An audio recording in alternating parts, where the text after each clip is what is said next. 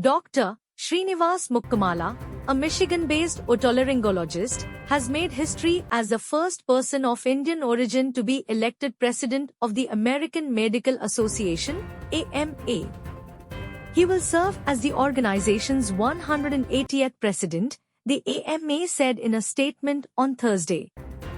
To call this moment humbling doesn't capture it, Mukkamala said during the AMA's annual meeting in Chicago.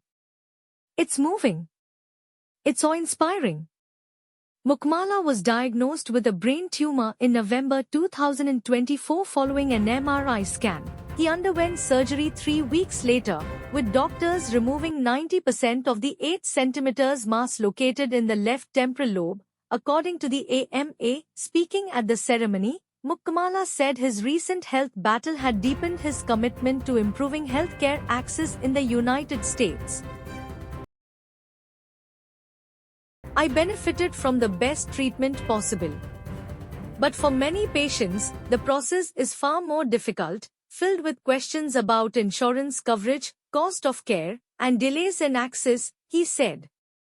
Mukkamala said the U.S. health system must rely on input from physicians across specialties and geographies. It needs the AMA more than ever, with our profession speaking in one firm and commanding voice, he added. The AMA's House of Delegates, which met from June 6 to 11, also adopted a new policy promoting education on the health risks of ultra-processed foods. The policy encourages medical schools to integrate nutrition training into curricula to help physicians better advise patients.